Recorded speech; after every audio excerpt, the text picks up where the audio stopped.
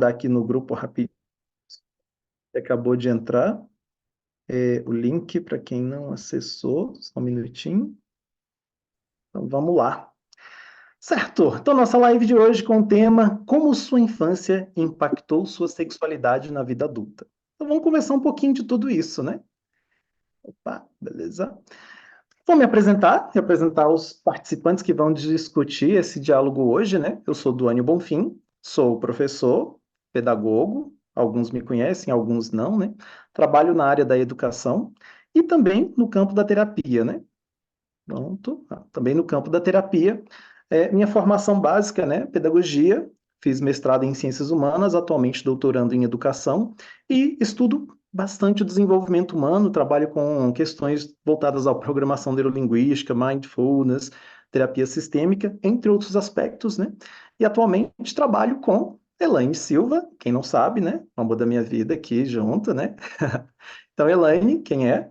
Elaine é nossa é, quem vai conduzir bastante com a gente hoje, né? Eu estou aqui só como um colaborador, porque é um tema que eu ainda não me arrisco entrar de cabeça com profundidade, né? Mas tenho conhecimento para trabalhar nos aspectos ali individuais. Elaine também, ela é terapeuta, trabalha nessa área de desenvolvimento humano há mais de 4 anos, né?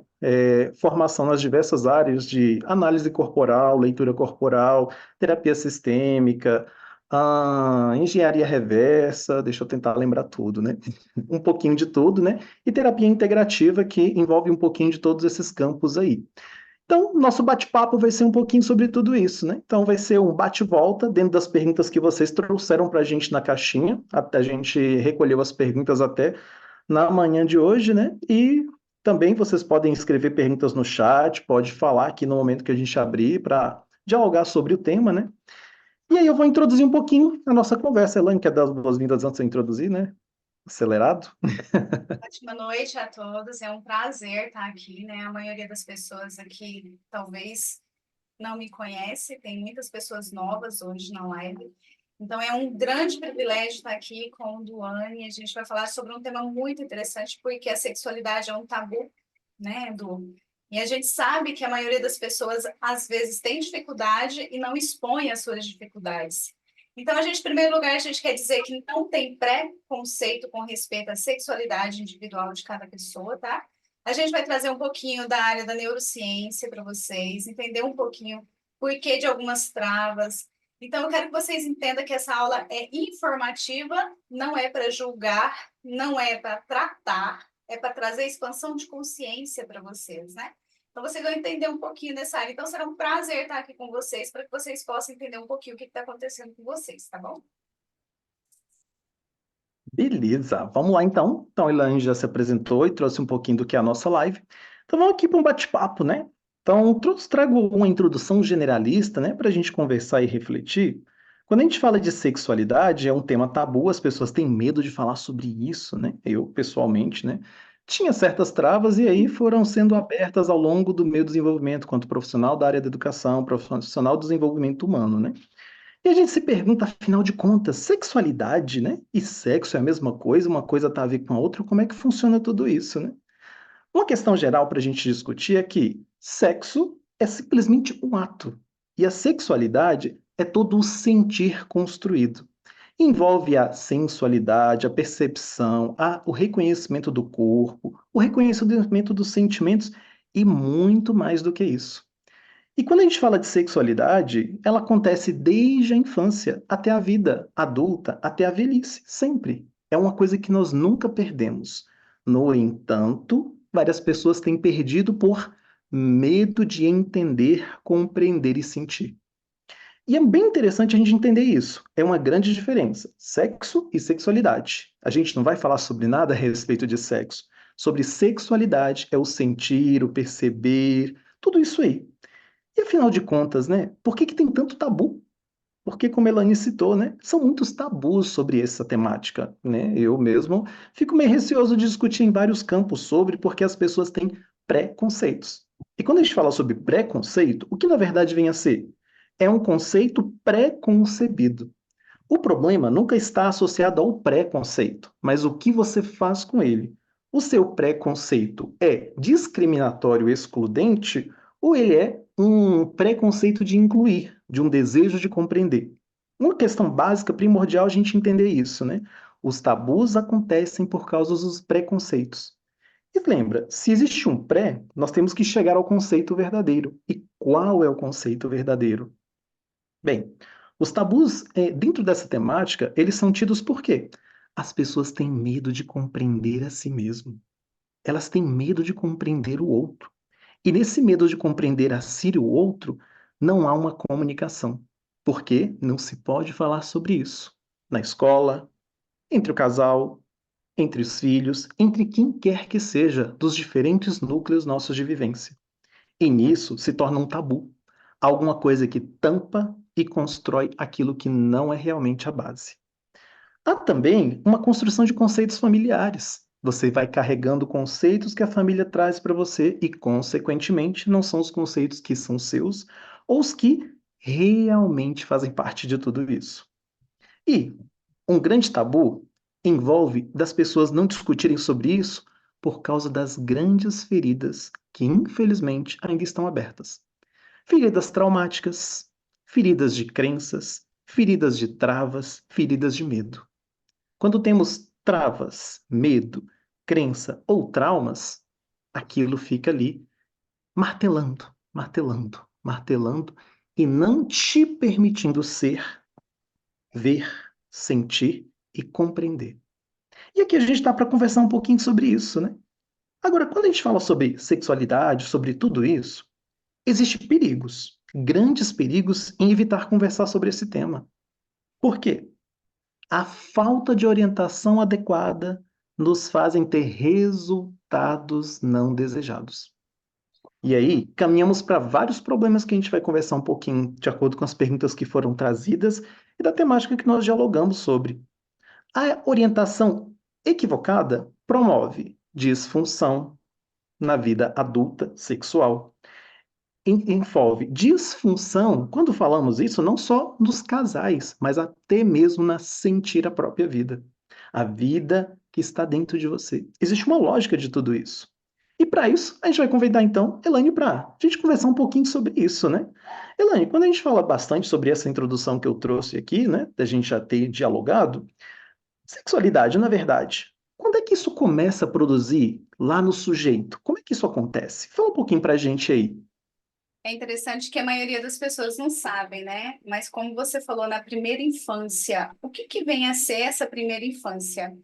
Na verdade, é desde o útero da mamãe até em torno ali de 14, 15 anos, né? Então, desde a barriga da mamãe, ela já traz uma carga na questão sexual. Elaine, como assim? Vamos pensar um pouquinho a base da neurociência, da biologia. Todos nós carregamos o DNA dos nossos pais. A nível celular, nós somos 50% nosso pai e 50% nossa mãe. Então, toda a sua árvore familiar, tanto de pai quanto de mãe, você carrega dentro de você. E dentro do DNA, a gente carrega algo chamado epigenética. O que que é isso, Elaine? Epigenética nada mais é, gente, do que um marcador epigenético ou memória, como se fosse um chip ou um pendrive, que carrega dentro de você, lá do útero da mamãe, memórias de sexualidade, comportamento, emoção. Então, isso significa que, desde o feto, eu tenho uma memória na área sexual da minha família? Sim. Então, imagina, por exemplo, a mamãe, ela era uma mulher que não podia sentir prazer, era uma mulher castrada na sexualidade, a sua vovó também foi, né? E aí você já vem com essa memória. Olha que louco isso, gente. Então, significa que desde o feto pode estar te afetando hoje na vida adulta uma memória uterina. Então, suponhamos que lá nessa primeira infância, além de você ter esse marcador epigenético que você carregou da sua árvore familiar, você teve um ambiente que constituiu também ou foi modulando você. Para quem me acompanha, sabe que nós temos 5 traços de caráter que foi mielinizado, né? Na bainha de mielina, na coluna, que foi formando o nosso traço de personalidade. Então, é de acordo com o ambiente. Então, imagina, por exemplo, também, no ambiente, além de você ter carregado essa memória da sua família de pai e mãe, você teve um contexto ali na sua infância que mexeu com a sua sexualidade. Talvez você, menina, não poderia ser menina, não podia usar um batom, não podia usar uma roupa de alcinha, né? Tinha que usar como homem, por exemplo, né? Imagina o impacto disso para uma menina, por exemplo. Então, isso tudo pode ir mexendo na sexualidade dessa criança, porque ela cresce vestida como os irmãos, por exemplo. E aí ela começa a constituir no seu sistema límbico, emocional, comportamental, algumas disfunções de quem eu sou, o que eu posso sentir, o que eu posso ser nessa área sexual. Então, a criança de em torno de 1 ano e meio até 7 está formando um traço chamado traço rígido. O traço rígido é quando a criança começa a sentir sensações nas partes íntimas. Para quem me acompanha nas lives também já entendeu isso. Então, imagina nesse período, a criança está sentindo essas sensações e o contexto do ambiente dela começa a ter disfunções, como, por exemplo, um abuso sexual, né? Um contexto de estímulo. Então, tudo isso vai formando a sexualidade e as sensações que ela tem na área da sexualidade. Ou uma hiperestimulação sexual, ou uma castração. Depende do contexto que a criança assimilou isso dentro dela. Por isso que é uma questão individual. Mas o contexto de formação de sexualidade vem a partir daqui. Ótimo.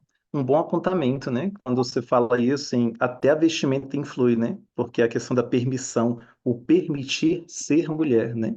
Porque não é que a vestimenta permite ser mulher, mas é que socialmente é compreendido. Então ela não se vê como a sociedade vê, ou seja, ela não tem um espelho, né? Ela vai se espelhar com o quê? E aí, assim, esses processos de castração, né? Mas tem uma Amor, coisa bem interessante, Kate. Oi. só não te cortando, só para vocês entenderem, eu gosto muito de dar exemplos meus, porque muita gente tem medo de falar do seu contexto, eu não tenho medo, porque a nível de conhecimento para vocês vão ajudar vocês. Eu fui criada com 3 homens, que são meus irmãos, e eu não podia usar roupa que mostrasse o meu lado mulher, feminino. Então teve um período que foi super difícil para mim. Por quê? Porque se eu usasse uma roupinha um pouquinho mais curta, eu era espancada, literalmente, por um dos meus irmãos. Então, pensa, gente, o impacto. Se eu chegasse perto de um amigo deles na época de adolescente, eu apanhava. Não podia chegar perto de homem. Então, imagina que impacto que isso vai gerando na mente e no comportamento. Ai, peraí, eu não posso me vestir como mulher. Eu não posso chegar perto de homem. Que perigo eu tô correndo que eu não sei. Entende? Então, vai formando percepções e crenças que nos limitam até na área sexual. Então, é importante vocês entenderem esse contexto, porque não é que você vai deixar a criança solta, né, na vestimenta, comportamento, não é isso. Mas existe casos que faz a pessoa tolir ou até cortar sua sexualidade ao ponto dela chegar e falar assim, ué, o que que eu sou? Eu sou mulher ou sou homem? O que que eu tenho que ser, afinal de contas? Entende? Então, tem esse contexto aí. Ótimo, né? E tem até uma discussão que a gente fala também sobre a questão do sentir da criança, né? Que ela vai ter o campo do pai, da mãe, né? Envolve isso também. A gente pode dizer que isso está relacionado à sexualidade da criança, à construção do seu ser? Com certeza, né? Porque a criança, ela não tem filtro. O que que é não ter filtro? Ela não tem discernimento ainda do que é correto, do que é certo, de padrões, né? Do que ela tem que seguir ou não. Então, por exemplo, se ela tem um papel masculino de um homem, ou a falta dele, ou a mãe, vice-versa, um contexto diferente, uma função distorcida, só para vocês terem ideia, eu fui criada sem pai. Então, eu tinha a visão do masculino dos meus irmãos, que era extremamente agressivo, extremamente autoritários, né? Qual o contexto que a gente vai conviver? Eu não tenho pai, mas eu tenho uma visão masculina. Eu vou seguir o mesmo padrão, porque vai registrando isso no meu sistema, o que que é que eu tenho que me comportar. O ambiente influencia por causa do neurônio espelho, né? Então, se tem falta de pai e mãe, ou um contexto assim, ou distorcido, isso também vai influenciar na minha sexualidade e postura. Sim, né? A gente fala até sobre a questão do amor, né? Que a criança tem pela mãe, né? Pelo pai, e como é que isso tudo constrói a sua percepção, né? Então é bem interessante discutir isso também, né? Mas beleza, Laine, quando a gente fala assim sobre a sexualidade, né, há riscos na primeira infância da falta de proteção, orientação adequada. A gente tem até um comentário bem interessante aqui para a gente dialogar, né? uma participante, ela falou uma coisa bem interessante assim, olha, eu fui reprimida na infância, lembrando, gente, os comentários não têm identificação de ninguém, tá? Só tem identificação se é uma pergunta do sexo masculino ou do sexo feminino, ok? Então, olha, fui reprimida na infância, fui abusada e não sabia o que acontecia. Tinha masturbação infantil e apanhei por isso. E na adolescência tive dúvidas sobre a sexualidade. Ao invés de ter diálogo, eu também apanhava por achar que gostava de meninas. Não podia me vestir como eu queria. Hoje em dia, eu me relaciono com homens por pressão da família, mas eu não consigo me entregar ao sexo. Enfim, creio que foram muitos traumas. Um comentário bem pesado quando a gente pensa sobre infância, né? O que a gente pode destacar sobre isso aqui, Elaine? Ó, nas falas dela a gente vê ainda uma pessoa muito amargurada, uma pessoa que precisa, né, olhar para isso de modo individual. A gente vai destacar aqui algumas coisas que a gente percebeu nas falas escritas dela, né? Que ela falou que foi reprimida. Lembra da questão da vestimenta? Então, toda repressão sem instrução gera uma traumatização, ok? Então, toda repreensão sem explicar para a criança existe uma traumatização. Então, sempre que uma criança ela é reprimida e não é explicado por quê, isso gerou um grande impacto nela. E aí ela me falou aqui na escrita que ela foi abusada. Então, veja bem, tudo depende de como aconteceu, com quem aconteceu e quando aconteceu. A proteção dos pais aqui é fundamental, porque essa criança, ela está desprotegida, essa é uma mulher, né? Ela foi desprotegida. Provavelmente, né, os tutores ali, que deveriam proteger ela, não estavam ali, naquele exato momento. Não vamos julgar os pais ou os tutores aqui, viu, gente? É só para a nível de instrução de vocês. Então, talvez a mãe está trabalhando, o pai está trabalhando, quem deveria cuidar talvez estava fazendo outras coisas, não vamos entrar aqui em julgamento. Mas quando essa criança é desprotegida, abre espaço para um abusador. E quando tem o abuso, depende muito do que aconteceu. Imagina que, por exemplo, gerou dúvida na sexualidade. Ela pode ter tomado raiva de homem porque o abusador era um homem, tá? Ela teve a falta da mãe para proteger, aí ela queria uma mulher no relacionamento para fazer essa função de mãe e proteger ela. Todo o contexto a gente teria que ver com essa pessoa, tá? Mas acontece inúmeras sensações e emoções naquela criança. Então, quando tem abuso, tem todo um contexto para a gente averiguar. Quando tem abuso, ela já se sentiu invadida, desprotegida na área sexual. Quando uma pessoa ela sofre um abuso na infância, gera um tanto de emoção e ela foi estimulada. Então, por exemplo, o segundo ponto que ela falou, que havia masturbação na infância. Por que isso acontece? Lembra que está formando as partes sensoriais ali? Então, é normal, nesse período, os abusadores aproveitar. Porque a criança, às vezes, põe a mãozinha, né, nas partes íntimas.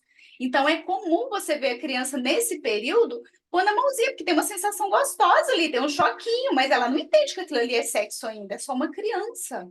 Aí os abusadores aproveitam. Só que quando alguém mexe e tem um abuso propriamente dito, ou uma estimulação nessas partes íntimas, o que, que acontece com essa criança? Ela tem uma mistura de emoções.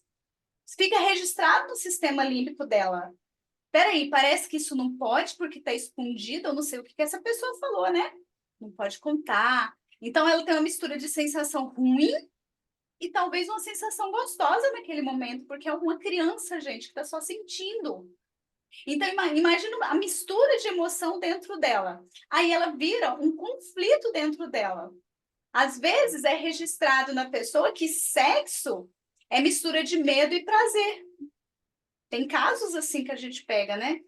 Às vezes o abuso propriamente dito, né? A agressividade na sexualidade é mistura de sensação de medo e prazer, e a pessoa entra numa sensação de disfunção na área sexual.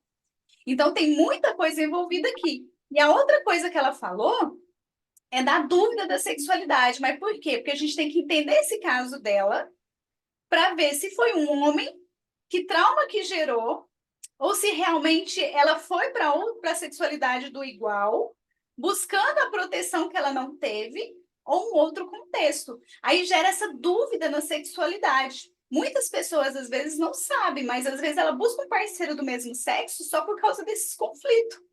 Depois que é resolvido e entendido, pronto, vai para o nível homem e mulher. Não estamos aqui julgando, tá, gente? Homossexualismo, nada disso. É só para efeito de entendimento.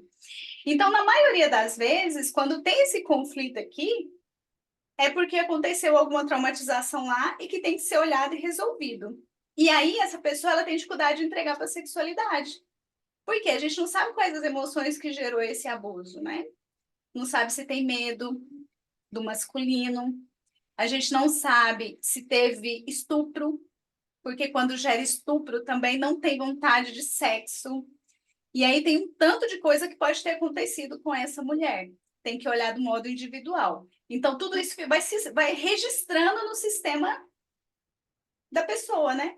Ou a hiperestimulação, por causa do abuso, ou a traumatização de medo, angústia, até trava o corpo com respeito à sexualidade.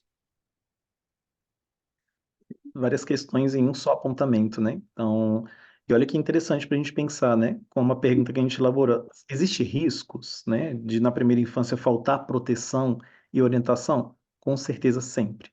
Crianças foram feitas para serem protegidas, né? E o homem, na relação, ele é o protetor e o provisor, né? E quando isso não acontece, como a Elaine trouxe mesmo, né?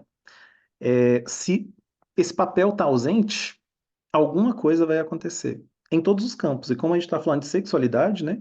Se o papel do protetor não tem nessa família, essa criança sempre vai estar passando por algum tipo de abuso. Quando a gente fala de abuso, ele é muito amplo, né? Não precisa ser apenas o ato em si. O abuso ele pode ser o ato físico com a criança, ele pode ser a exposição visual, ou pode ser a simples exposição verbal, e podemos dizer que até mesmo o sentir.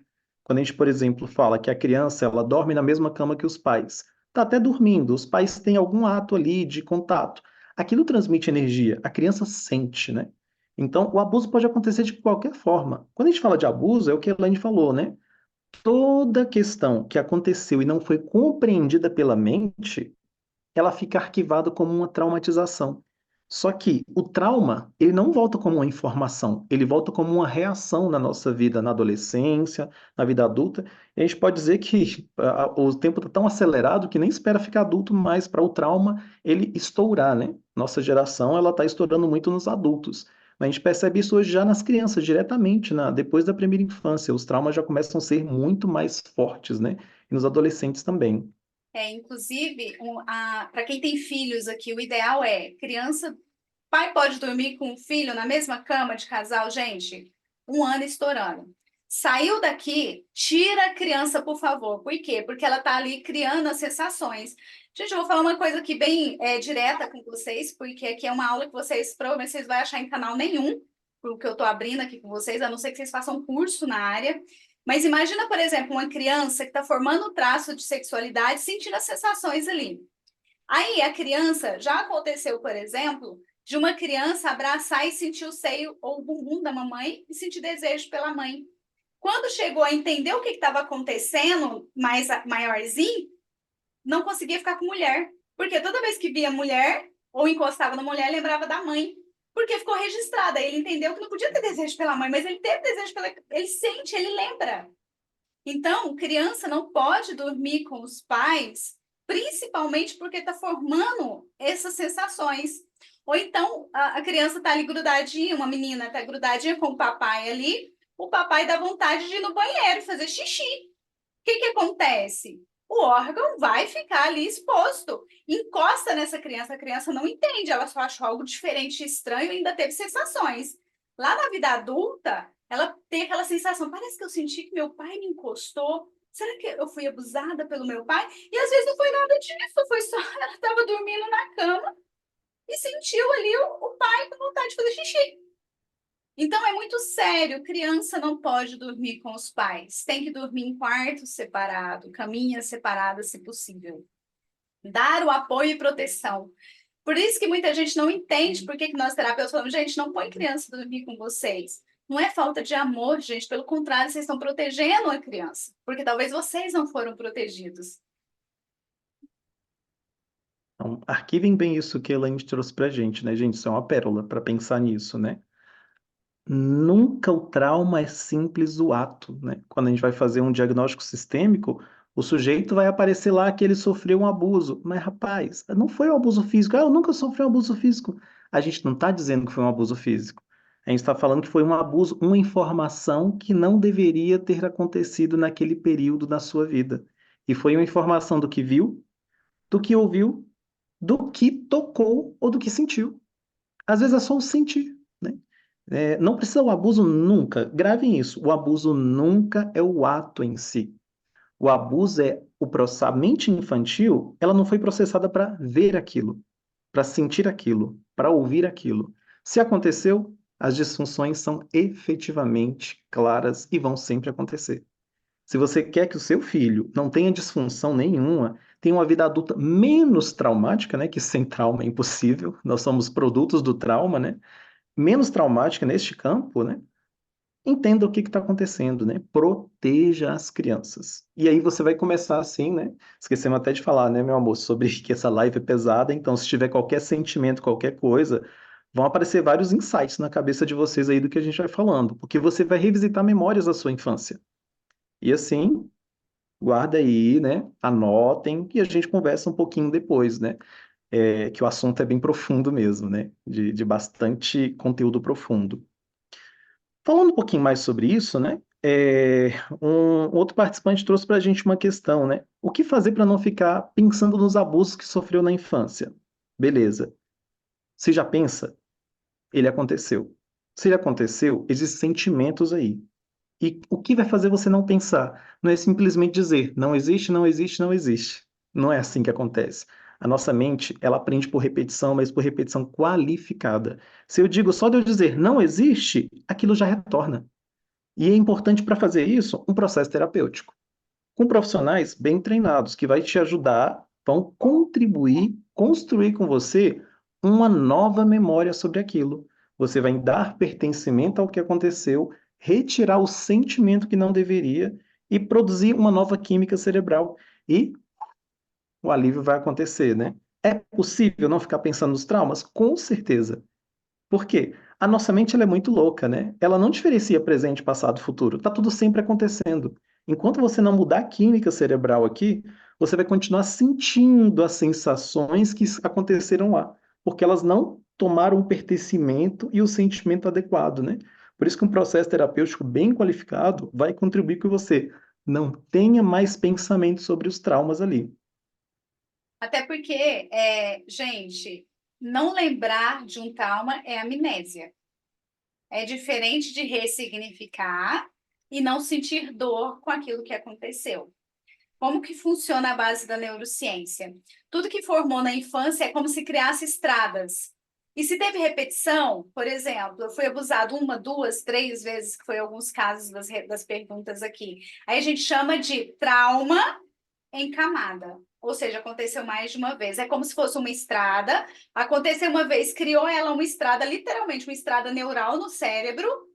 Aí aconteceu duas vezes, como que foi piche. Foi colocando piche, aconteceu mais vezes, foi colocando piche, ficou firme. Então, toda vez que você vem a sensação, uma memória, ou um cheiro, ou até você vê uma pessoa parecida com aquela pessoa que sofreu o abuso, no seu cérebro vai descer a química hormonal de mesmo de medo, de trauma, de sensações que você sofreu, porque ficou registrado lá no seu sistema. Então, vai percorrer essa estrada. Então, é isso que o Du explicou. Se tem essa estrada, a gente precisa dar um novo significado e criar uma nova estrada neural de percepção. Aí sim, gente, com estudo, com técnica, a gente consegue fazer você. Você vai lembrar? Vai, mas não vai sentir dor mais. Não vai doer. Vai te liberar para viver outras sensações com respeito à sexualidade ou coisas assim, ok? E até o participante até traz para a gente, aqui no chat tem uma pergunta também para a gente conversar, né? Por que que a gente tem traumas de infância? É difícil entender e conviver com eles, né? Por que que é difícil hoje entender e conviver? O que que acontece? Como tem um trauma e uma estrada, é difícil você compreender a menos que você estude para isso. Como eu estudo neurociência também, eu tenho aulas com neurocientista, então eu sei como funciona isso. Então se você não estuda, se você não vai para terapia, dificilmente você vai compreender exatamente o que aconteceu. porque talvez está no inconsciente, você lembra só de algumas situações e aí você já tira suas crenças, as suas conclusões, então vai impactar isso na sua vida adulta. Então é difícil lidar por isso. E por isso que te impacta na vida adulta, porque é como se fosse, gente, um desenho e vai tirando xerox toda a sua vida. Todo ano tá ali um xerox, né? Daquilo que aconteceu em você, porque ficou registrado. E a menos que dê um novo sentido neural de comportamento, emoção, não vai mudar. Uma participante até trouxe uma pergunta aqui no chat, né? Já que você trouxe uma experiência pessoal, né? Como é que você lidou com seus irmãos e como é que é o comportamento deles hoje com você, a partir de tudo que vocês viveram lá? Gente, o mais interessante, enquanto eu não entendia de terapia, eu tinha ódio desse irmão meu que me batia. Eu sentia muito ódio dele, porque eu não entendia que era um meio dele me proteger. Porque na minha família tinha sistema de abuso sexual. Então, meus irmãos não queriam que eu vivesse isso. Então, eles me protegiam de uma forma errada, porque eles também não tinham conhecimento de como me proteger. Então, a forma deles não deixar eu usar uma roupa mais feminina, ficar perto de homens, era uma forma de me proteger. Quando eu vim para terapia, eu entendi que meu irmão, na verdade, ele só queria me proteger. Olha o novo significado que deu. Eu vivi anos sentindo ódio desse irmão meu. E hoje eu olho para ele e falo, poxa, ele só queria ser um pai que eu não tive, que nós não tivemos, ele queria me proteger. E hoje, nosso relacionamento, sempre foi bom o nosso relacionamento, né? Na infância, na adolescência e pré-adolescência que foi difícil. E o comportamento deles com relação a mim ainda é aquele paterno. Gente, eu tô com 45 anos, até hoje meus irmãos me ligam, você tá precisando de alguma coisa? Tá precisando de dinheiro? Então, era a forma paterna deles me protegerem, entende?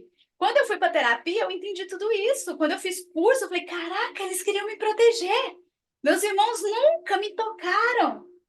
Meus irmãos nunca abusaram de mim, cuidavam de mim, davam banho em mim, sem me tocar, sem falar assim, deixa eu lavar aqui. Não, eles falavam assim, lava aí nesse lugar. Olha que lugar, que comportamento mais lindo dos meus irmãos. Então, hoje eu olho para os meus irmãos com extremamente respeito, amor e carinho. Então, um novo significado, uma nova percepção. E olha, meus irmãos é top, viu, gente? Já aproveitando essa fala da Elaine, é interessante assim, gente, olha, repitam aí ou escrevam, repitam verbalmente. O que não é entendido não é sentido, portanto não há ressignificação. O que não é entendido não é sentido, portanto não há ressignificação. A gente tem que entender. E quando a gente entende, a gente faz uma lei básica da sistêmica, que é dar pertencimento. Quando eu entendo, eu dou pertencimento daquela informação. Como foi, trouxemos aqui, né? Não, eu entendi o que os meus irmãos fizeram. Ok, dei pertencimento para essa memória, né? Coloquei onde ela deveria estar. Ok, dei pertencimento? Ok, agora eu tenho um sentido. Quando eu entendo, tenho sentido para isso, eu tenho a direção. E quando eu encontro a direção, eu consigo fazer a ressignificação. Caso contrário, o trauma vai ficar ali causando dores, dores emocionais, até se transformar em dores físicas. E, consequentemente, se uma dor física continua repetindo, já era. Não há terapia que cure a dor física já estabelecida ali dentro, né?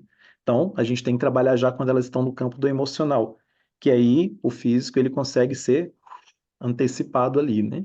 Então, é interessante pensar nisso. Uma participante trouxe outra pergunta aqui para a gente já agora no ao vivo, né? O pessoal está participando bem, olha que legal. 71 aqui conosco na live, né? Bastante gente aqui. É possível, quando criança, passar a gostar e na vida adulta de se relacionar de formas abusivas e continuar gostando, mesmo sabendo que é disfuncional? Eu acredito que ela está querendo dizer assim: eu fui abusado quando criança, eu acabo querendo sofrer certos tipos de abuso na vida adulta, e mesmo que eu sei isso não é funcional, mas eu estou sentindo, né? Como é que seria isso aí? Sobre essa questão aí, eu acho que entra muito no que você trouxe para a gente, sobre as estradas neurais, né? Que são criadas. Fala um pouquinho mais para a gente, meu bem. Exatamente. Então, não é que você quer ser abusada, é porque ficou registrada a sensação de abuso e prazer ao mesmo tempo. Então, o cérebro é como se você comesse um doce muito gostoso e quisesse relembrar aquilo e buscar aquilo. O cérebro busca de novo a mesma sensação gostosa de ter comido aquele doce. Então, tem pessoas que estão nesse padrão. Elas vivem num relacionamento abusivo, numa sexualidade abusiva, porque tem essa mistura de dor e prazer ao mesmo tempo. Por isso que a terapia é para ajudar você a sair da dor e deixar só o prazer. Entender o que é funcional, o que é gostoso, o que é respeitoso. Por isso que muitas pessoas estão na disfunção sexual extrema, porque tem essa mistura de emoções. E na terapia a gente consegue mostrar essas duas ou mais sensações envolvidas num relacionamento ou formas abusivas, e começa a mostrar para você o que é funcional, o que não é, por que você precisa ir para o funcional e largar o disfuncional. E você vai entender um tanto de coisa dentro da terapia que vai fazer você querer viver uma vida mais leve, uma sexualidade mais leve, correta, sem abusos. Ótimo, né? Eu estou vendo aqui, gente, o tema é tão profundo e interessante, né? Nós só estamos aqui em 5 perguntas de todas as que a gente selecionou, e já fomos quase 1 hora de diálogo aqui, né? Mas vamos lá, vamos tentar, né, cobrir a maior quantidade de pontos aqui na discussão. Um outro participante trouxe uma questão interessante, né? Até do campo físico, um participante do sexo masculino. Possuo uma barba falhada devido à falta de testosterona. Será que isso está relacionado à maneira que eu fui criado? Meus pais eram muito protetores e que me fez perceber diferenças na minha criação em comparação com as outras crianças, que pareciam bem mais independentes, principalmente os meninos. Será que essa diferença na criação teve algum impacto no meu desenvolvimento físico? Pode, como eu expliquei, né, na questão do ambiente, a forma com que você foi criado, pode sim. Quando fala assim, olha, eu tô com falha na barba porque eu tô com falta de testosterona. Os pais, o certo, não é o que acontece na maioria das vezes, mas o certo é, na puberdade, nossos hormônios, eles oscilam. Tanto é que o Duco trabalha muito com adolescentes, né, com palestras e adolescentes, ele sabe disso, que os hormônios ficam assim, olha, masculino e feminino, masculino e feminino. Por isso que muitos, às vezes, vai para o homossexualismo nesse período. Por quê? Porque está nessa oscilação e dúvida, porque os hormônios masculino e feminino estão oscilando até estabilizar. Então, nesse momento, era a hora dos pais observarem pequenos comportamentos, levar para um especialista para fazer um acompanhamento desses hormônios, porque caso precise repor, é possível, tá? Então, o que que acontece? Às vezes, eu até atendi um paciente, né, pré-adolescente, que estava muito delicado, muito sensível, né, muito chorão. A mãe me trouxe essa situação e eu pedi para ela levar e fazer o exame de hormonal para ver como que estava. A pediatra, no momento, quase quis me matar. Que absurdo fazer isso, sendo que na pré-adolescência acontece isso mesmo. Mas ela, por ser uma mãe que confiava em mim, ela falou assim: mas eu estou pagando, eu tenho convênio, eu quero que faça. E fez. A médica nem esperou o retorno, ligou para ela e falou assim: já vou te passar direto. O nível de hormônio feminino dele está muito alto. E agora está fazendo acompanhamento e o menino já está bem melhor. Então, por que é importante nessa fase do ambiente os pais serem atentos, protetores e observadores? Porque pode fazer reposição e controle.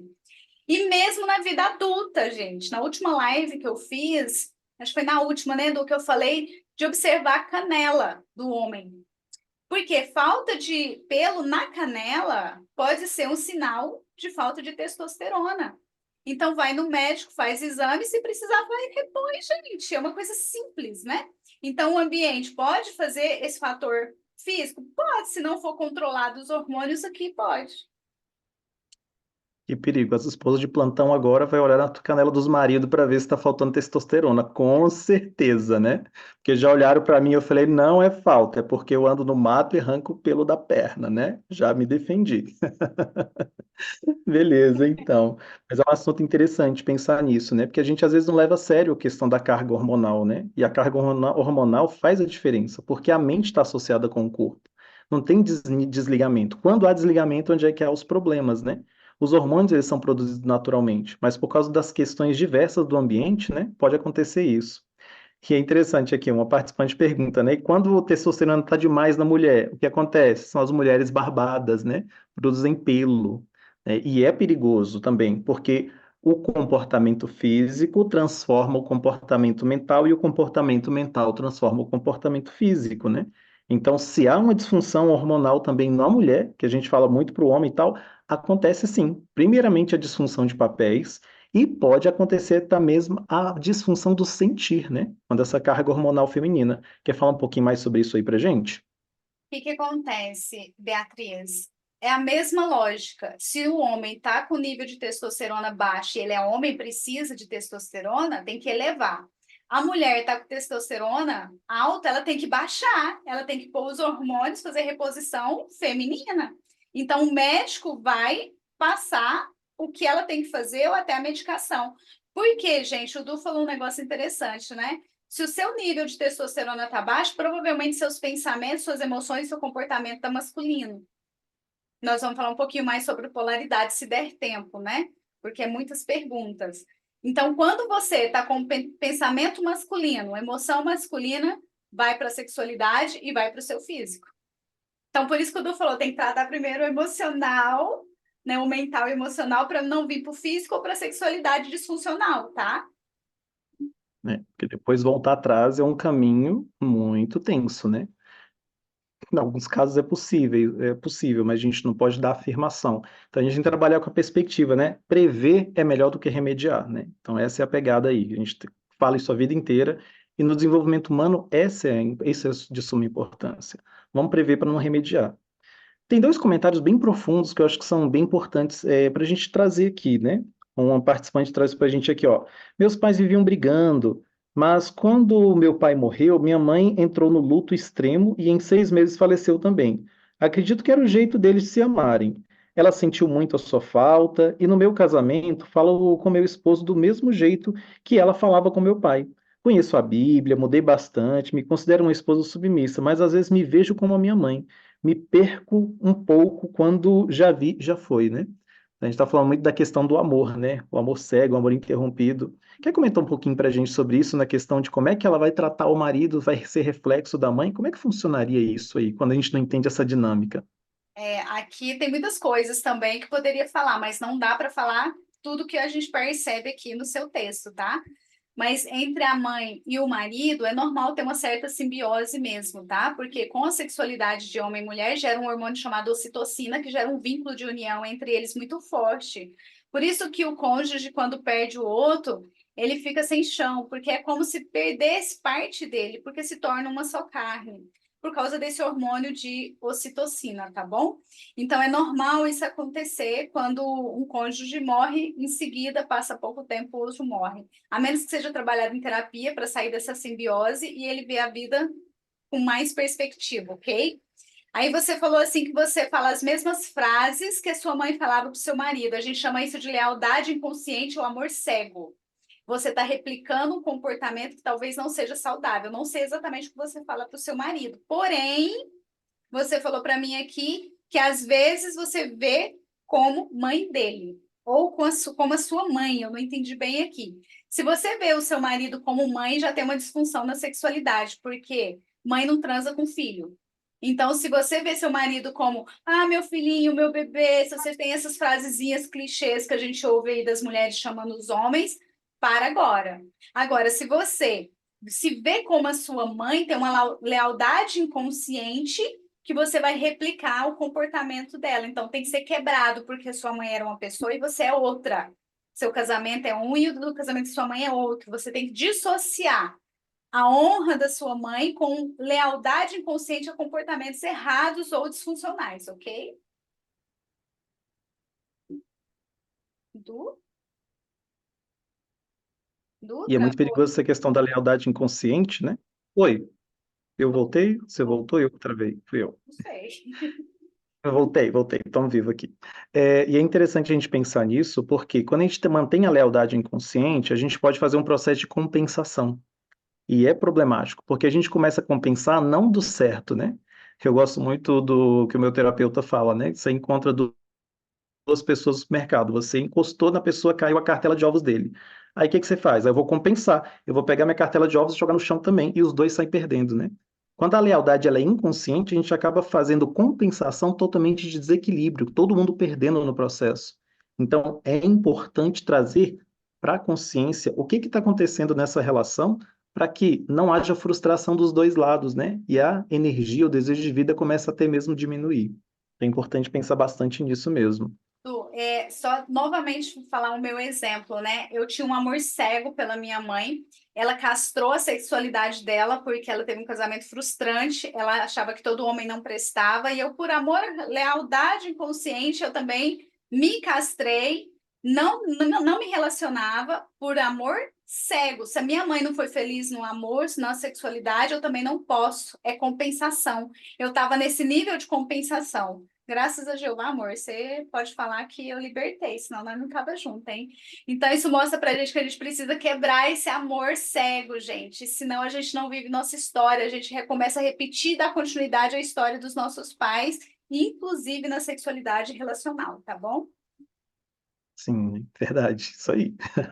E a Cristiane traz um negócio, uma questão interessante que a gente discute muito no campo da terapia. O corpo realmente, a enciclopédia, está tudo contado aqui. Porque a maneira que você pensa, o corpo projeta, né? A mente, ela modela o corpo. E aí a gente vai percebendo tudo, né? Porque nós somos padrão. Todos nós temos um padrão de funcionamento, né? Tem uma fala bem profunda aqui que eu acho legal a gente conversar um pouquinho sobre, né? Que traz uma questão que muita gente pode estar sofrendo, né? Parafraseando Pablo Marçal, muitas falas aqui pode estar desbloqueando muita gente ou desbloqueando alguém que você conheça, né? Vamos lá. Sofri abuso sexual 3 vezes quando eu tinha entre 9 e 12 anos de idade. Sabia que havia acontecido, mas só me lembrava de flashes. Adulta e já casada, eu consegui, com terapia, resgatar essas memórias e entender o que exatamente aconteceu. Tenho enorme dificuldade no campo sexual. Meu marido é muito paciente, mas simplesmente eu não tenho nenhum desejo sexual. Sinto dor, incômodo, quero que acabe rápido. Amo muito meu marido, mas não sinto nenhuma satisfação numa relação sexual. Sou casada há 26 anos e nunca tive um orgasmo. Nem tenho ideia de como seja. Já fiz fisioterapia pélvica e terapia, mas não adiantou. Essas memórias recuperadas são realmente confiáveis? Vamos lá, gente. Interessante. Ia É, citar que a questão é interessante, Elaine, antes. pode falar. Cuidado com a memória que você recupera, porque não é simplesmente recuperar, é ressignificar. Exatamente, né? O que que acontece? Existem muitas técnicas, tá? Que vai num profundo, abre uma janela, mas não fecha ela. Abre uma janela traumática, mas não fecha ela. Eu abro a janela de memória, eu puxo uma memória neural, mas eu não dou desfecho naquilo ali, eu coloco no lugar certo. Então, primeiro passo aqui, eu fui abusada 3 vezes, a gente chama de trauma em camada. Então, primeiro, teve uma traumatização negativa aqui, tanto é que você não se permite sentir prazer. Pode ser que tenha um sentimento de culpa aqui, acha que você tem culpa, ou a pessoa que abusou te gerou culpa. Então, tem sentimentos aqui que precisaria ser averiguado para ressignificar. Porque, vamos lá, gente, uma criança de 9 a 12 anos, que culpa ela tem? Quem deveria ter protegido você, meu amor? Que culpa você tem? Então, o primeiro passo é entender que o seu tutor deveria estar ali naquele momento. Você não teve culpa. Segunda coisa, tudo que gera traumatização vai para o seu corpo. Então, olha, se foi na parte feminina de sentir prazer, você trava toda a sua musculatura pélvica para você de medo, ansiedade, eu não sei quais as emoções você sentiu naquele momento. Então, quando você sente medo de uma situação, desce o hormônio de cortisol, de enfrenta ou fuga. Num caso de abuso, se você não teve nem como fugir e nem como enfrentar, você travou todinha ali. O seu corpo ficou registrado.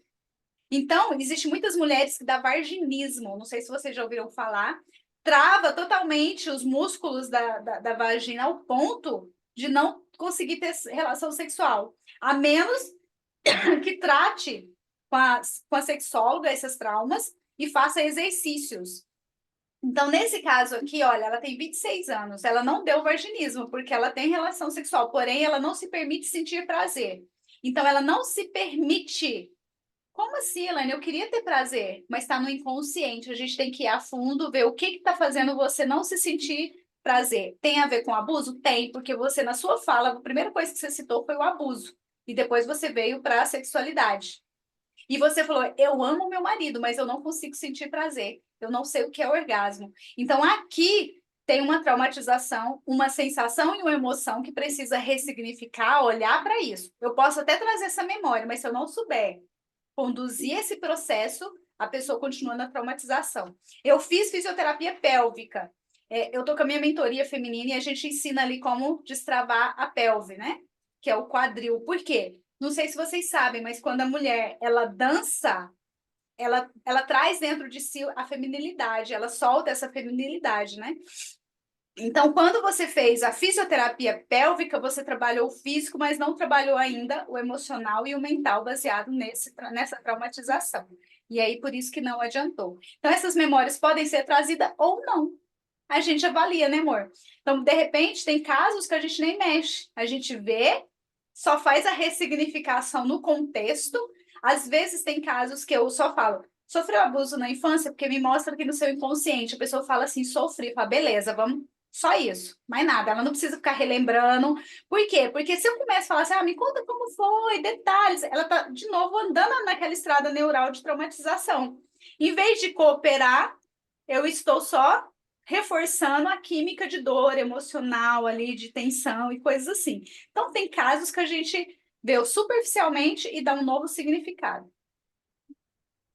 É muito importante entender, gente, quando buscar terapia, terapeuta não é coveiro, né? Ele não pode ficar ali cavando os defuntos, colocar a pessoa para cheirar, ver, tocar, porque isso Só o causa mais necessário. assim, só o necessário. Porque se ele fica vivendo aquela situação traumática muito tempo, é um novo trauma que ele vai construir. Então, a nossa necessidade é de enxergar o trauma, sentir a emoção que era necessária e que não foi sentida no período anterior e ressignificar. Se você ficar ali com a memória ainda presente, não houve ressignificação. Uma outra coisa que é importante para essa pessoa, porque como não tem nome, além de olhar para essa emoção e dar um novo significado, talvez fazer alguns exames para ver o nível de hormônio feminino. Se tiver baixo, falta libido, falta, né, vontade de fazer amor com seu esposo. E um outro hormônio que é a ocitocina. Se a ocitocina está baixa, também perde o desejo, perde a vontade, né? O sistema dopaminérgico, ele vai muito lentinho. Então, às vezes, é necessário fazer uma reposição de ocitocina, que é o hormônio do amor, tá, gente? É batizado como hormônio do amor. Então, às vezes, a mulher tá lá com raiva do marido, não quer relação íntima com o marido, mas às vezes é só uma falta de ocitocina. Aí vai no médico, faz uma reposição e volta a dar bom, tá bom? Pega o código, gente, que isso aí vale ouro. Porque o quantos casais não estão travados, né? Então, às vezes é só uma questão hormonal, não é nem trauma, nem nada, é só o hormônio que está baixo, né? Por várias questões, né? Porque a mente não está produzindo, há vários contextos que produzem cada tipo de hormônio. E aí, repõe o negócio e vai ser feliz, pessoal, né? Lembra, ó, o que não é entendido não é sentido, portanto não há ressignificação. Vamos buscar entender, né? Momentos como esses aqui. Alguém trouxe até aqui na fala inicial, né?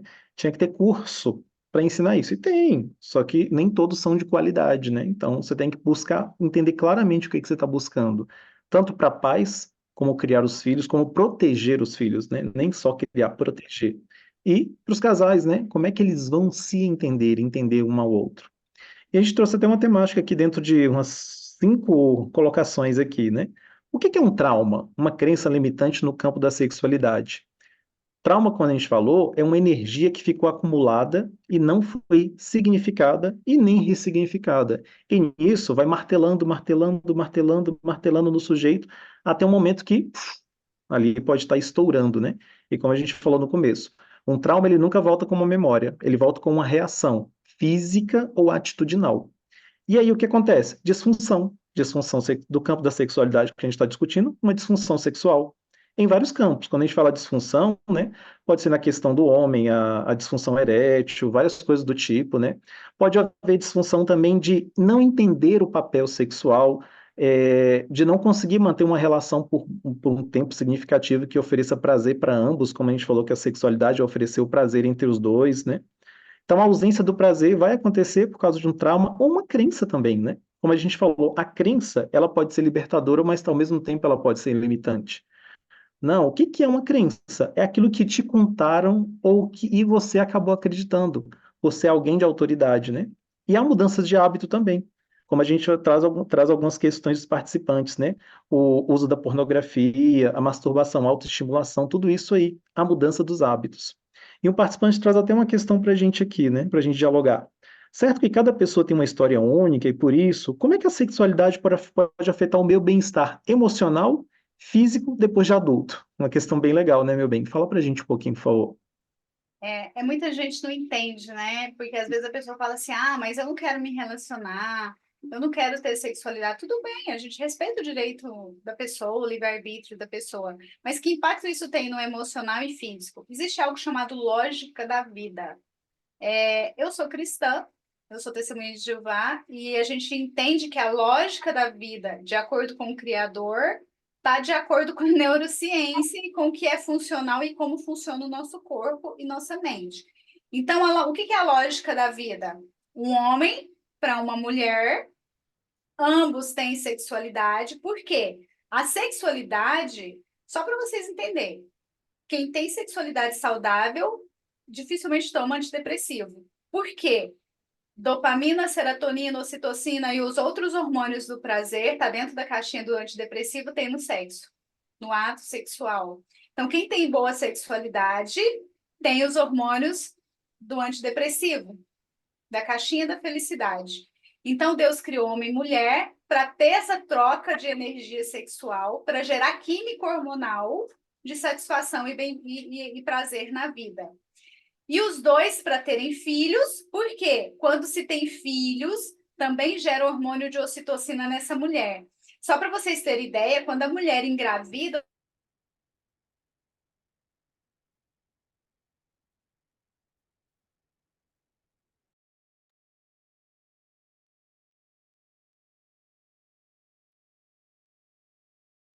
O som mudou aí. Liga o som de novo. Acho que saiu o microfone, desconectou. tá me ouvindo? Sim, agora tá baixo. Acho que seu microfone desconectou.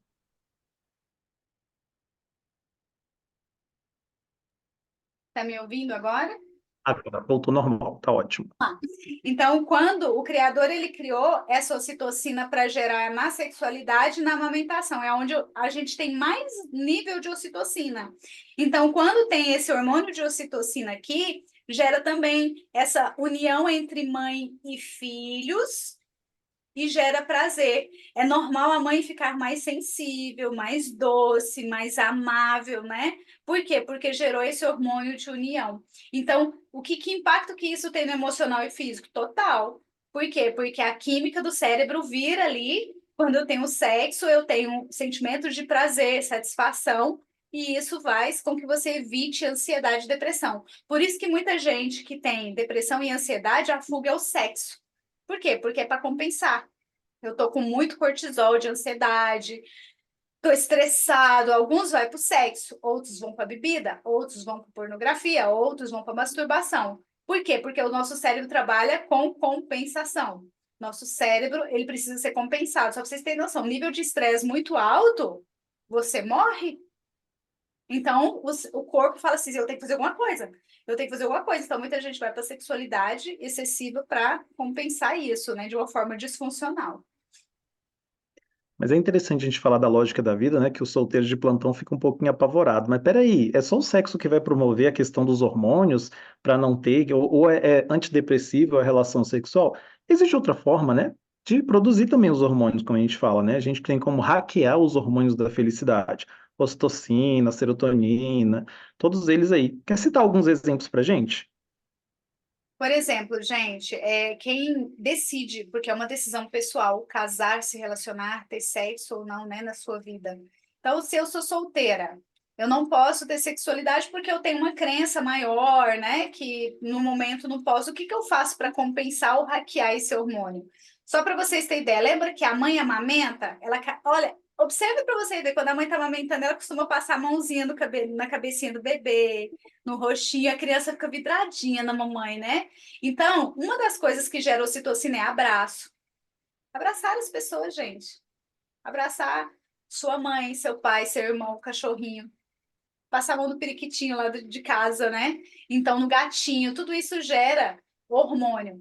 Outros hormônios que gera também é o exercício físico, né? O exercício físico gera hormônios também de contentamento, satisfação. É, outra coisa também é dançar, né? As mulheres que fazem mentoria comigo, eu sempre incentivo a dançar as mulheres e os homens fazer exercício físico pesado, porque quanto mais peso o homem tem, quanto mais peso e desafio, aumenta a testosterona dele. Já a mulher, quando ela cuida de bichinho, de um filho, de uma planta, né? Ou ela dança, isso compensa também esses hormônios. É um meio de hackear. É lógico que na terapia a gente ajuda com mais exercícios aí. Eu dei até de presente no chat aqui, quem conseguir salvar, né? Na sessão número 4 do processo terapêutico que a gente aplica, a gente ensina isso, né? Como é que você vai estimular a felicidade, né? Aí tem aqui como regular cada um deles, né? A dopamina, a endorfina, todos eles lá, cada um dos seus hormônios com sua funcionalidade, né? Ocitocina e serotonina, né? Cada um deles, né? Inclusive, uma pergunta que faz aqui, né? A gente vai até falar um pouquinho sobre isso, né? A masturbação e a pornografia libera esse hormônio? Sim. Sim. Por quê? Porque o sistema dopaminérgico que nós temos no nosso cérebro é o mesmo para sexo, para amizade, para satisfação na dança, né? Então, quando há masturbação, eu faço todo o processo da dopamina, do sistema dopaminérgico do cérebro. Então, eu passo por todas as camadas. Só que a masturbação não é saudável. Tá? Por vários motivos. Depois, quem quiser, eu vou mandar um vídeo lá no grupo, né? Nós temos lá de aula ao vivo falando sobre a masturbação e pornografia. Para quem entrou por último, que eu já mandei esse vídeo lá, para vocês entenderem um pouquinho. Então, dá prazer, sim, mas não é funcional. Tanto é que quando a pessoa tem muita prática de masturbação, quando ela casa, ela tem dificuldade. Ela vai ter ejaculação precoce. Por quê? Porque ela não precisa dar prazer para o outro, é só para si. E é até uma forma, falando sistemicamente, essa pessoa está numa dinâmica infantil, preso à mãe que só quer receber, tá? É uma longa e profunda terapia aí para você entender mais esse processo. Mas a masturbação dá prazer, sim, porque faz o mesmo processo, mas de forma disfuncional, e isso pode trazer várias consequências para você na área sexual. A gente tem alguns comentários até sobre isso aqui que a gente separou para conversar um pouquinho, né? É, como é que acontece isso, né? Deixa eu ver aqui, era o ponto 4, né? Por que que algumas pessoas recorrem a diversos parceiros sexuais, a pornografia, a autoestimulação, né, que é a masturbação? Quais são os riscos das relações? O primeiro risco básico é a escolha equivocada de parceiros, né? Então você começa aí e tem que lembrar que todo parceiro que você tem um contato sexual, né? Você cria ali ocitocina, cria um hormônio entre essa pessoa e a ligação. E quando você começa a ter vários parceiros, você se perde, porque você começa a misturar um monte de sensações de várias pessoas, né?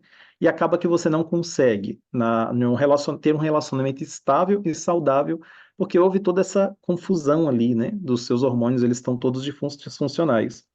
E não tratar esses impactos que são construídos na infância e vão se repetindo ao longo da vida, como a Elaine trouxe para a gente, né? Você vai estar na dinâmica lá do ciclo da mãe, ali, de só receber ou alguma coisa traumática dentro da família e tal, que aí você não resolve isso, né? E a dopamina, ela fica totalmente desregulada.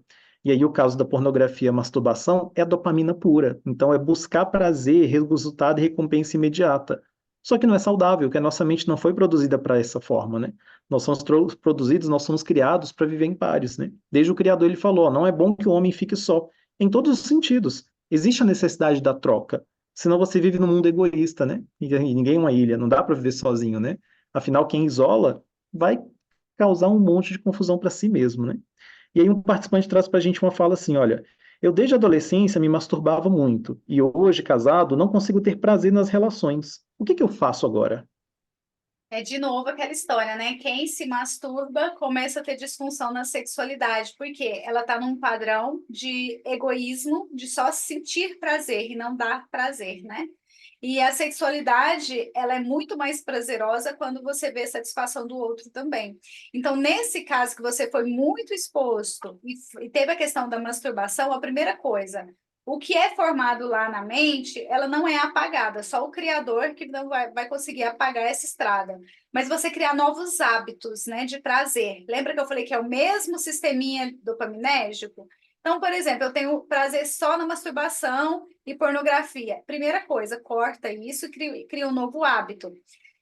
Quando a pessoa está nessa fase de pornografia e masturbação, ela é muito visual, né? E do mundo campo mental. Ela imagina as coisas e cai no erro da masturbação. Então, é vir para o mundo real, para o visual real, que é sua esposa, que é um homem, né? Sua esposa, seu parceiro.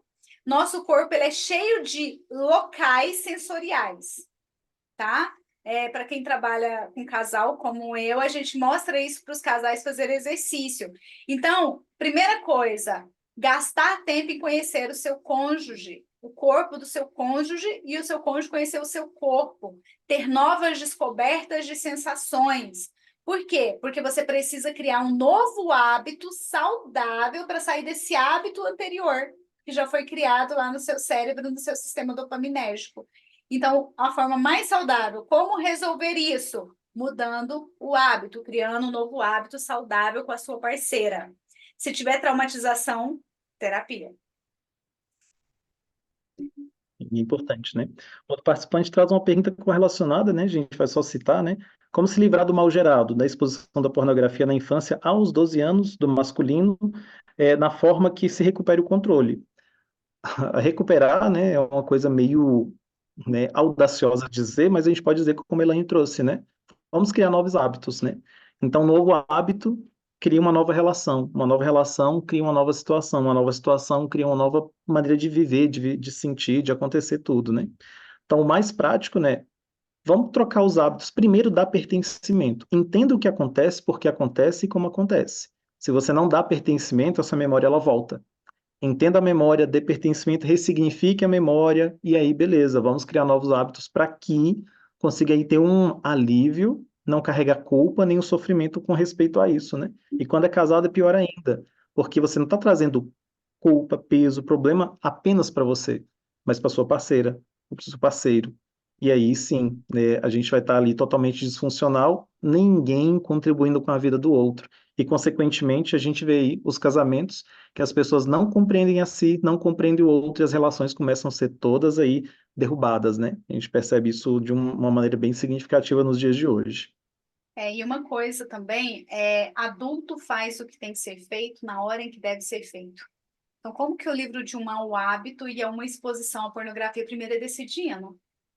Vá decidir o que você quer da vida. Eu quero continuar nessa merda aqui, meu relacionamento ficar uma merda. Então, a primeira coisa é decidir, gente. Eu decido na minha mente, de verdade, que eu não quero essa porcaria na minha vida. Quando eu decido isso e a sua emoção está congruente com o que você decidiu, aí você consegue ter ação. Agora, se você pensa assim, eu quero livrar, mas é tão bom. Ó, tá? Não tá bom. Vai conseguir mudar comportamento? Não vai. Eu tenho que ser clara com vocês, não existe milagre, o único que faz milagre aqui é Deus e Jesus Cristo, e não vai ser agora. Então, a pessoa primeiro ela tem que decidir na mente e no coração a ação. Decidiu? Aí sim, aí o comportamento muda, tá? Então, é difícil? Mas não é impossível, porque o nosso comando está na mente. Eu escolho quem eu quero ser. Eu escolho o que eu quero fazer. Sou eu. A partir do momento que eu decido, eu consigo recuperar o controle da psique, ok? Repete comigo aí, gente, que isso é de suma importância entender esse significado aqui, ó. Decisão sem ação é ilusão e enganação. Decisão sem ação é ilusão e enganação. E para tudo, como a Elaine trouxe para gente, olha, adulto faz o que tem que ser feito. Se você não está conseguindo fazer, é porque você está na dinâmica infantil, né? Um exemplo claro meu, por exemplo, eu era obeso. No dia que eu olhei para o espelho e falei, cara, você tá gordo. Vamos mudar esse negócio? Vamos, beleza. 6 meses eu fiquei um palito de magro. Decidi na minha cabeça, né? Bem que o meu perfil de traço de personalidade ajuda, o perfil psico, né? E a galera toda lá que acompanha um perfil bem equilibrado, né? Mesmo assim, mas a gente tem que entender, adulto faz o que tem que ser feito, criança faz o que deseja. E aí, qual dinâmica que você está tendo? Lembra? Decisão sem ação é ilusão e enganação. Não adianta, eu quero largar o hábito da pornografia, da masturbação, do que seja. Se você não decidir de verdade, se você começa a criar desculpa, desculpa é afastar a culpa, né? Você tem que criar justificativa. O porquê que eu não vou largar, o porquê que eu vou fazer. Tem que ser um porquê e um para quê muito claro. Se o seu porquê e o para quê está muito claro, o seu como é simples, né? Como é que eu vou fazer? Decidindo, se convencendo, acreditando. Porque a única pessoa que pode acreditar ou desacreditar é você em você mesmo, né? Ninguém consegue fazer nada por você. Nem o Criador, nem Cristo, né? Quando Cristo queria curar as pessoas, ele perguntava: você quer? Eu quero. Beleza, então vai. Né? Então, a pessoa tem que desejar. Não há processo terapêutico que mude a pessoa. A pessoa é que faz a transformação. Não é à toa, né, que nosso processo terapêutico a gente faz as perguntinhas básicas, né? Não vou fazer aqui, senão o pessoal treina quando se quiser passar para passar pelo processo terapêutico. Respondeu as 5 perguntinhas com o ponto certo, beleza, você é candidato para terapia. Não respondeu, a gente não atende. Porque não faz sentido. A gente não trabalha pelo dinheiro, a gente trabalha pelo resultado, né? O dinheiro é consequência de um trabalho bem feito. Vamos lá então, vamos lá para os pontos finais? Já estamos aqui há mais quase 1 hora e meia e mantendo presença de 71 aqui. O pessoal está engajado e interessado de entender, né? Outra questão que a gente traz aqui, uma pergunta, é sobre a figura paterna, né? A figura paterna presente. Não ter a figura paterna presente, qual que é o impacto na sexualidade? É um ponto bem interessante mesmo. A gente até deu um insight, né, sobre esse assunto, mas só para vocês entenderem, gente, se o pai foi ausente, que referência esse filho homem, por exemplo, vai ter da figura paterna? Ele fica sem figura do masculino. Ele pode tanto se tornar um adulto da sexualidade masculina, quanto também pode buscar a sexualidade de um homem para suprir o amor que não teve de um pai. Tem impacto demais. Cada pessoa é um contexto, tá? A gente teria que também averiguar cada história, cada sensações, porque na verdade cada pessoa tem um mapa mental aqui. Então, o mapa mental é que você deu significado à situação. Então, por exemplo, eu não tive pai, mas eu tive uma referência dos meus irmãos. Ficou um pouco distorcida? Sim, mas eu tive uma referência, né? Então, quem não tem nenhuma figura já é um pouquinho mais complexo. E a menina que não tem a figura paterna, pode ser que ela procure no relacionamento um homem que faz a função pai. Aí ela quer ser cuidada, protegida da forma criança. Aí também perde o libido, porque criança, estou falando mentalmente, comportamento também, tá? Então, a pessoa que está no padrão mental de criança, ela também não vai ter libido, porque ela tem o homem ou o marido com a figura paterna, foi linkado inconscientemente. Aí impacta na sexualidade também, tá bom? E é importante a gente lembrar o seguinte, quando o participante ele fala assim, né, não ter o pai, a figura paterna, porque pai e mãe são papéis. Não é que a mãe teve a criança, ela é mãe. Não, ela pode escolher ser mãe dessa criança ou não. O pai que gerou lá na relação aquela criança, ele pode escolher ser pai ou não. E quando esse pai não escolhe ser pai, alguém assume o papel. E aí, no processo terapêutico, a gente identifica quem é que assumiu o papel de pai para você. Como a Elaine trouxe, né? Os irmãos assumiram o papel de pai para ela. Então, essa era a representação que ela tinha. E, infelizmente, às vezes a mãe assume o papel de pai e mãe. Né? Aí Então, a foi gente pode distorção. acontecer isso. O pai cria distorção. Então, aquela mãe lá que fala, por exemplo, a gente faz alguns exercícios terapêuticos para entender sistêmicos e tal.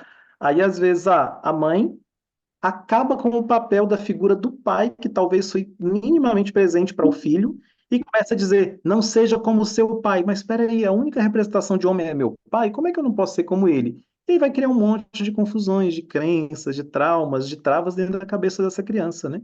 Então lembre, pai e mãe são papéis. Se a mãe não assumir o papel de ser mãe, essa criança vai procurar alguém para assumir o papel dentro da mente dela. E o mesmo caso acontece do pai. Se o pai não assumir o papel de pai, o genitor, né? Essa criança vai buscar alguém para assumir o papel. E há um grande problema se essa pessoa que assume o papel não assume da forma que deveria na mente dessa criança. E aí, sim, onde é que a gente tem um monte de disfunção aí? E é aquela situação também, olha, quando eu falo assim, eu não tive um pai. Lógico que você teve. Ele não foi presente. Como eu, por exemplo, eu não tive meu pai presente. Mas quando você fala assim, eu não tive pai, você já está excluindo a figura masculina. Porque a nível celular, você é 50% das suas células representa sua mãe e 50% seu pai. Então, você tem pai dentro da sua célula. Você teve um pai que te gerou vida, então teve uma exclusão. Então, se eu excluo que eu não tive pai, eu já excluí não só o pai, mas a figura masculina da vida, tá? Então, é importante a gente entender essa diferença, né? Eu não tive um pai presente, que foi o meu caso, e meus irmãos assumiram o papel. Mas eu tive meu pai.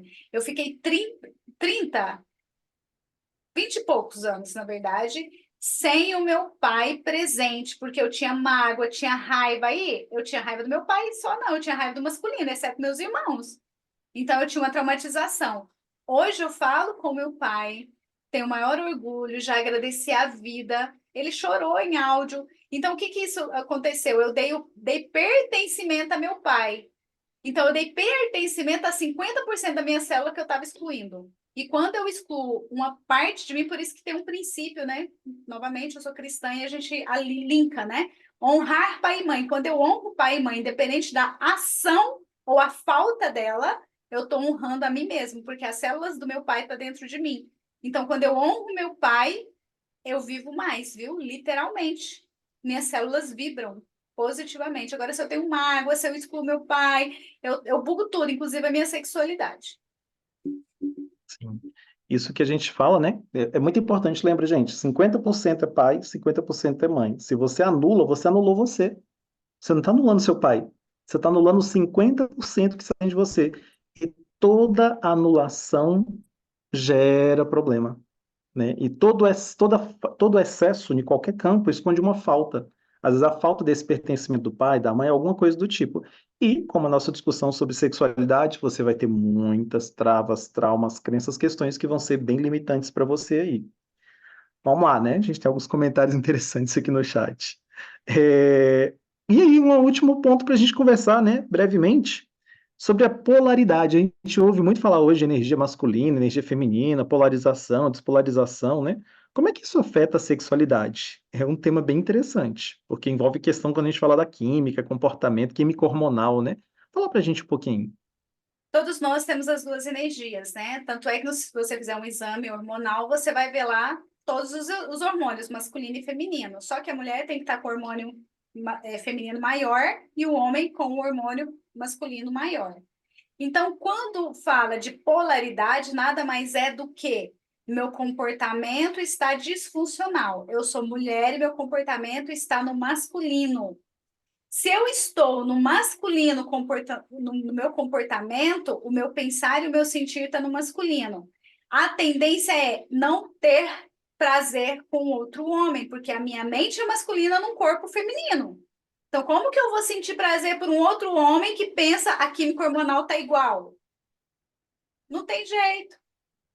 As mesma coisa, por isso que até nas relações de homossexuais vocês vão perceber um é mais feminino e outro mais masculino. Por quê? Para dar liga, para dar match.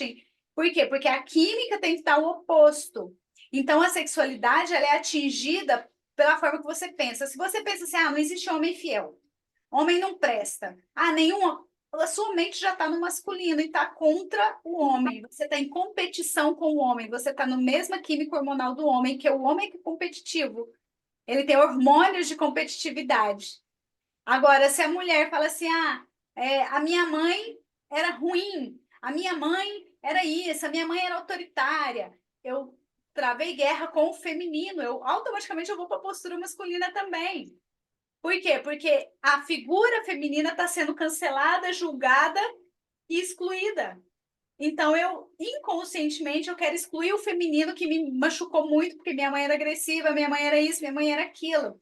Então, se a minha mãe, a figura feminina, me trouxe uma traumatização ou um significado ruim, eu vou anular a mulher que há em mim.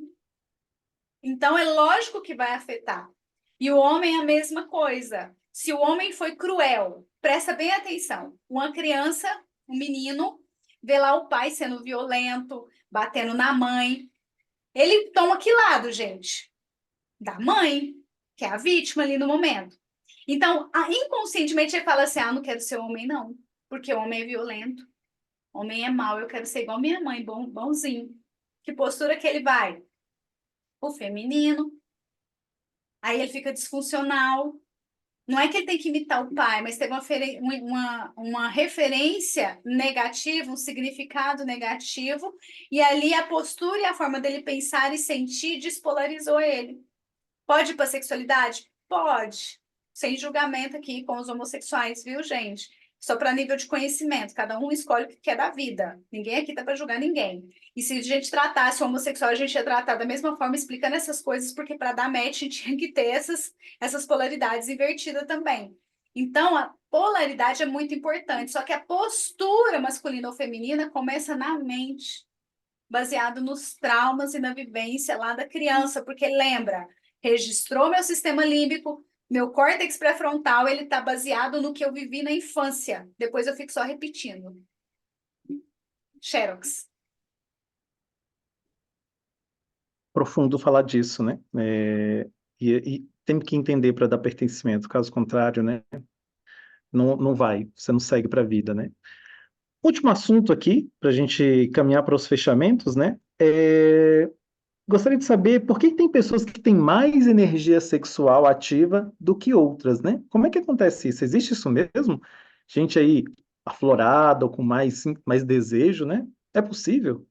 É possível sim, tá, gente? Como eu falei para vocês, dentro da epigenética carrega memórias. Então, se a minha família era mulheres muito fogosas, por exemplo, a tendência é eu ter mais energia de sexualidade.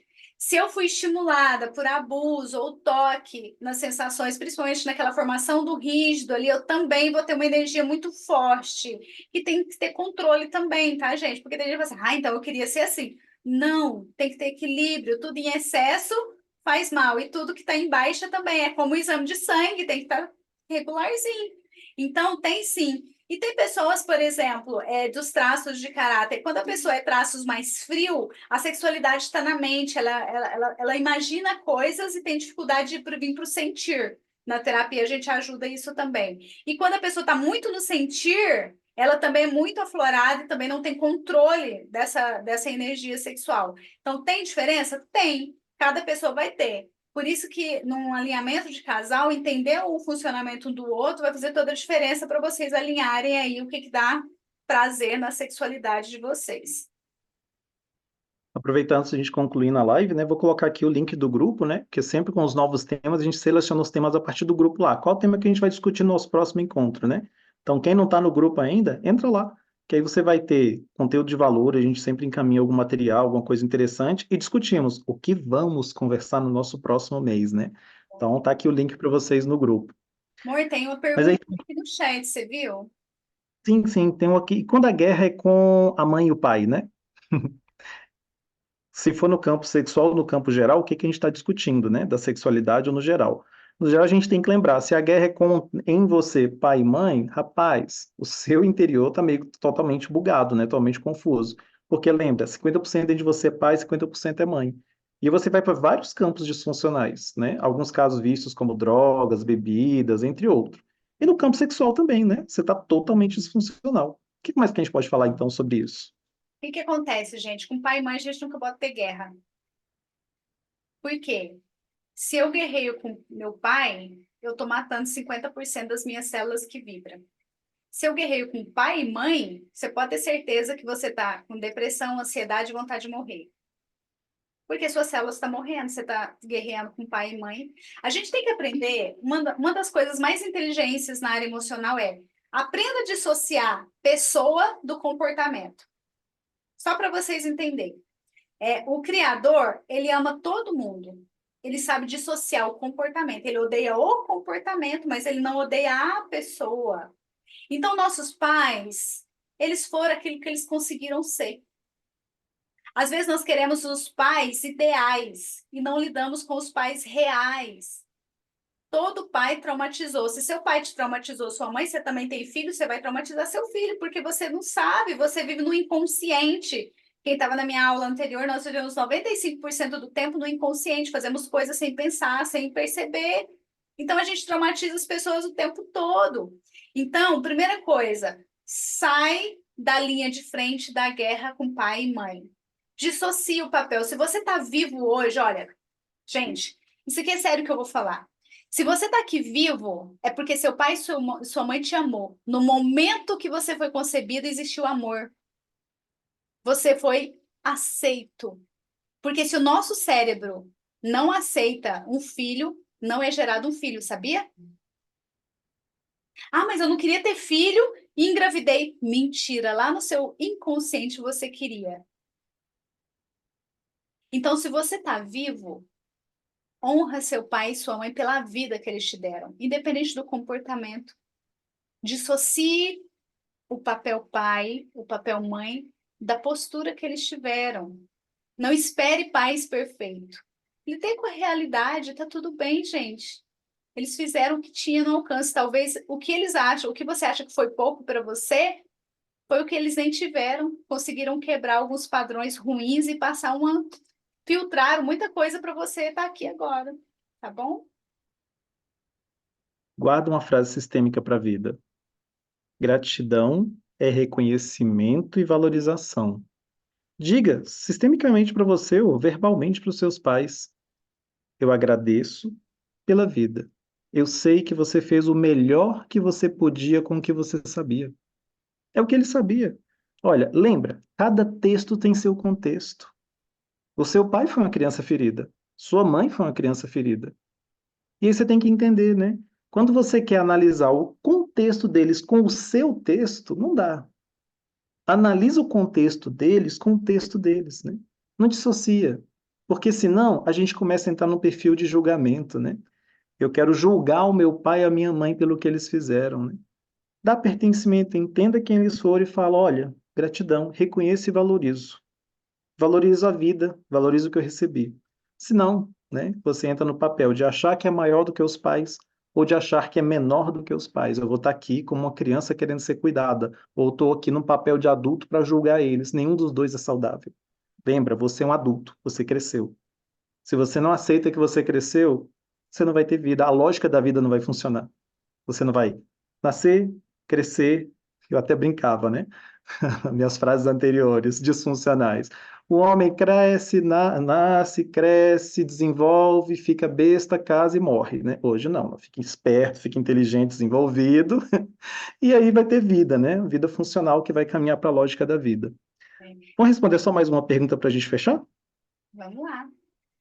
Uma participante traz uma pergunta interessante aqui, né? E quando a sexualidade ela é mais aflorada no idoso, como em um cônjuge, o que fazer? Que ótimo! Que lindo! Gente, que preconceito. O que tem a ver o idoso sentir desejo? Ele está vivendo, sabia? Significa que ele está vivendo. Isso é bom. Agora, se um dos cônjuges não tem no mesmo nível, é alinhar, tá? Às vezes criar um estímulo que dê prazer para o outro também. Então, nesse caso, teria que fazer uma avaliação de comportamento, né, à base dos traços de caráter, para ver como que um funciona, porque nos traços a gente consegue ver quem é mais aflorado sexualmente ou não.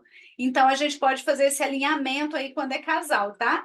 E se o idoso tem vida ativa sexual, provavelmente ele vai viver mais porque ele está com vida, gerando vida. O que que gera vida? Sexualidade. Então, se ele está tendo sexualidade, tem vida dentro dele, ele quer viver mais. Legal, né? Vamos então fazer um balanço de como é que foi essa live nossa hoje aqui, né? Esse nosso bate-papo, né?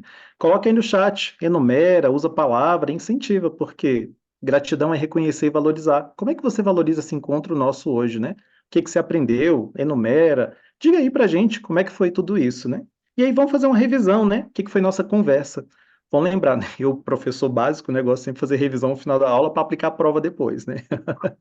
Então vamos lá. Sexualidade não tem nada a ver com sexo, pode estar associado. O sexo é apenas o ato. Sexualidade é sentir o processo. E sentir o processo existe inúmeras maneiras, né?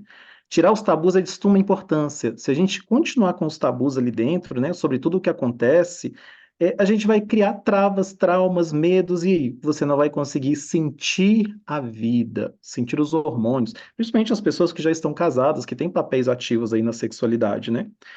Falamos bastante aí que a sexualidade começa desde a primeira infância. A criança começa a sentir o corpo, não com o objetivo do sexo, mas sentir o corpo. E na vida adulta ela vai poder ter isso como um todo, né? Vários pontos aí nós falamos, ó, vamos tratar os nossos traumas, as nossas travas, não mantenha. E lembra, cuidado com o processo terapêutico que você elege.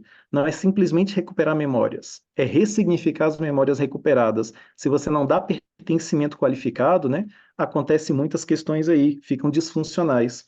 Falamos bastante, né, lembrando da frase, o que não é entendido não é sentido. Portanto, não tem ressignificação.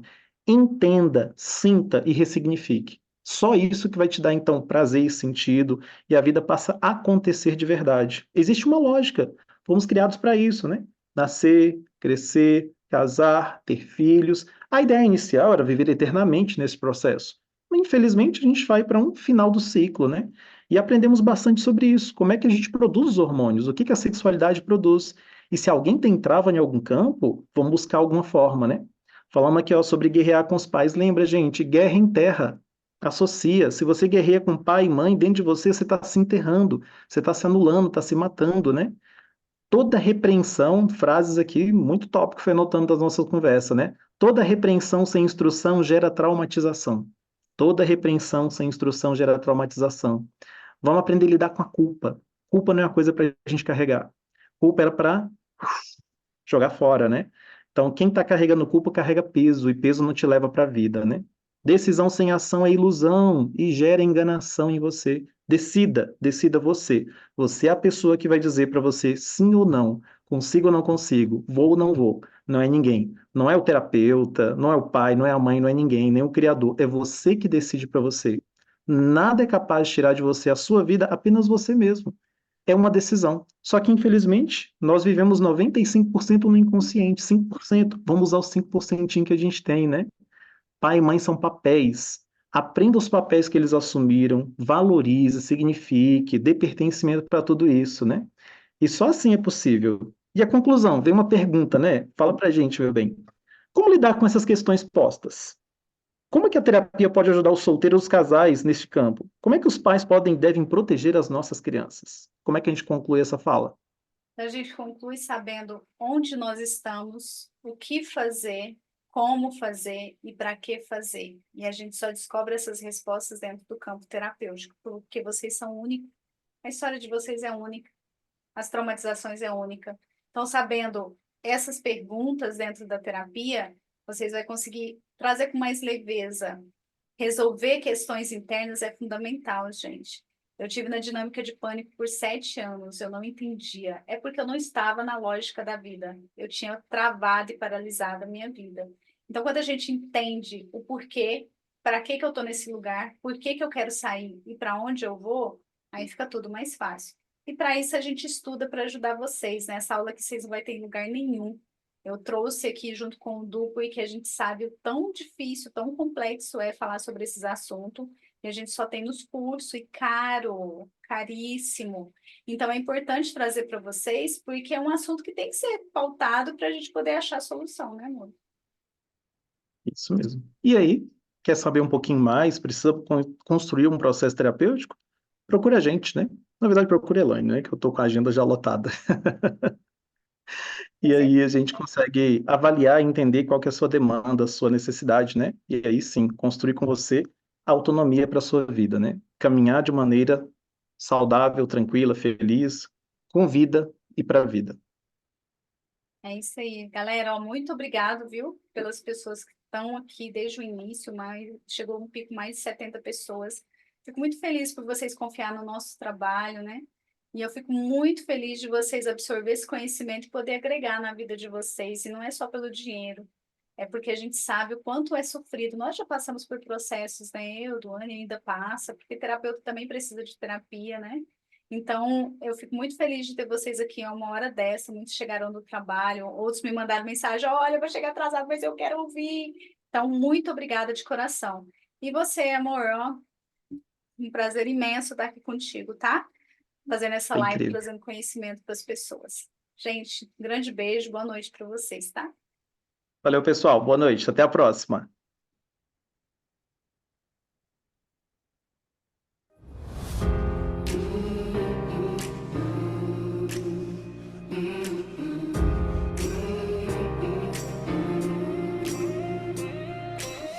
There is no ocean that can't be parted. There is no mountain that can't be moved. I know there's help for the heavy-hearted. The weak will find their strength renewed. You just gotta have faith. You just gotta have faith. It's life for the shadow.